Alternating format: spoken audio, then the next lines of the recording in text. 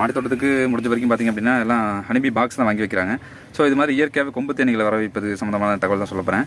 வேறு ஒன்றும் இல்லைங்க. இப்போ இந்த மாதிரி மாடி தோட்டத்தில் வளர்க்கும்போது பார்த்திங்கன்னா இந்த மாதிரி நல்லா மரமான செடிகள் இருக்குது இல்லைங்களா, அதாவது எலுமிச்சை அல்லது சப்போட்டா அல்லது வாட்டர் ஆப்பிள் அந்த மாதிரி செடிகள் இருக்கு இல்லைங்களா, அந்த மாதிரி செடிகள் நல்லா போல்டாக நல்ல தடிமனான செடிகளாக இருந்தது அப்படின்னா ஒரு 1.5 2 அடி உயரம் வளர்கிற மாதிரி வைக்கணுங்க.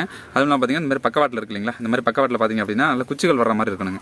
அதாவது பார்த்திங்க அப்படின்னா ஹெர்சன்டலாக இருக்கணுங்க குச்சிகள். அந்த மாதிரி குச்சிகள் வர மாதிரி நம்ம செடிகள் வளர்த்தோம் அப்படின்னா உங்களுக்கு வந்து பார்த்திங்கன்னா அது தேனீக்கள் வர்றதுக்கு நல்ல வாய்ப்பு இருக்குங்க. தேனீக்களை பொறுத்த வரைக்கும் பார்த்திங்க அப்படின்னா எவ்வளோ தூரமாக இருந்தாலும் தேன் எடுத்து வந்துருங்க. ஆனால் அது வந்து கூடு கட்டுறதுக்குன்னு ஒரு தகவமைப்பு இருக்கணுங்க.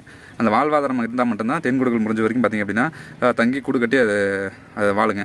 ஸோ அது மாதிரி பார்த்திங்க அப்படின்னா நல்லா அடர்த்தியாக இருக்கணுங்க. பார்த்திங்கன்னா அந்த மாதிரி நல்லா அடர்த்தியாக வெளியிலேருந்து பார்க்கும்போது பார்த்திங்க அப்படின்னா அதனுடைய உள்புறத்தில் வந்து ஒன்றுமே தெரியக்கூடாதுங்க. ஸோ அந்தளவுக்கு நல்லா அடர்த்தியான மரங்களாக இருக்கணுங்க. அது வந்து உள்ளே பார்த்திங்கன்னா நல்லா ஹாலோவாக இருக்கணுங்க. பார்த்திங்களா, இப்போ வெளியிருந்து பார்க்கும்போது எவ்வளோ டார்க்காக இருந்தது பார்த்திங்கன்னா, உள்ளே பார்த்திங்கன்னா இந்த ஹாலோவாக இருக்குது பார்த்திங்களா, இந்த மாதிரி கொஞ்சம் ஃப்ரீயாக இருக்கணுங்க. அப்போ வந்து தேன் பூச்சிகள் வந்து கூடு வைக்கிறதுக்கு